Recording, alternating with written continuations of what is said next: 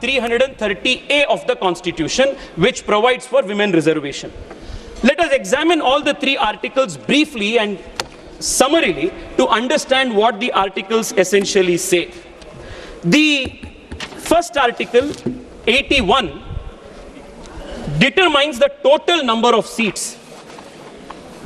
It also says that the total number of seats meant to the Lok Sabha, the House of People, must be divided across the country in such a manner that the ratio between the number of total seats and the population of the state is, so far as practicable, the same for all states.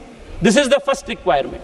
The second requirement of Article 81 is that within the states, the territorial constituencies shall be divided in such a manner that the ratio between the population of each constituency and the number of seats allotted is, as far as practicable, same within the state.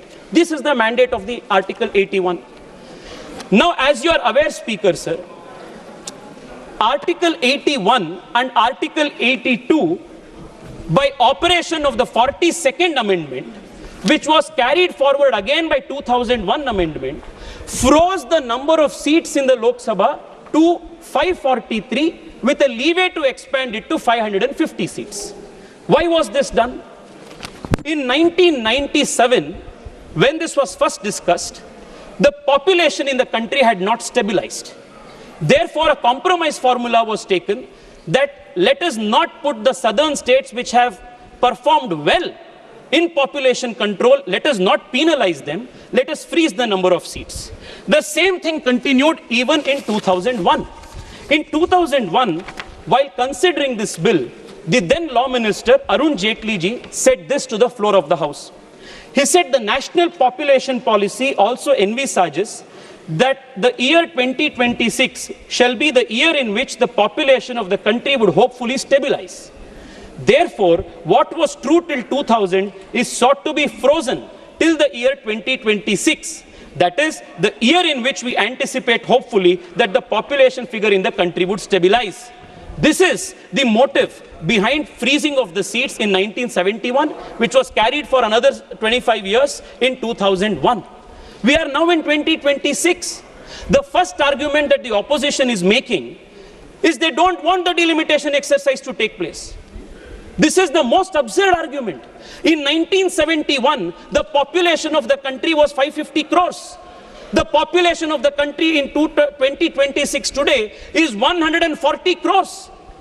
There are assembly constituencies and parliamentary constituencies. Again, I want to take the reference made by learned colleague Gaurav Gogoi ji in his speech. There are certain assembly constituencies in this country which are 26 lakh in number. There are certain constituencies where one single MP is representing close to 38 lakh people in the country. The population of almost a small nation in Europe. How is this democratic? How is this accountable governance? How can the number of seats that was frozen in 1971 still cater to a population of 140 crore in 2026? For better governance, for better accountability and accessibility of elected representatives, Speaker, sir, delimitation is not a mere democratic imperative, it is also a constitutional duty that finally Narendra Modi government is performing today. Speaker, sir, I want to contrast this with the proposals that the Congress and the opposition is giving.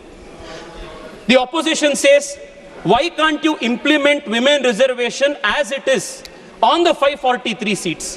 Why don't you freeze the number of seats?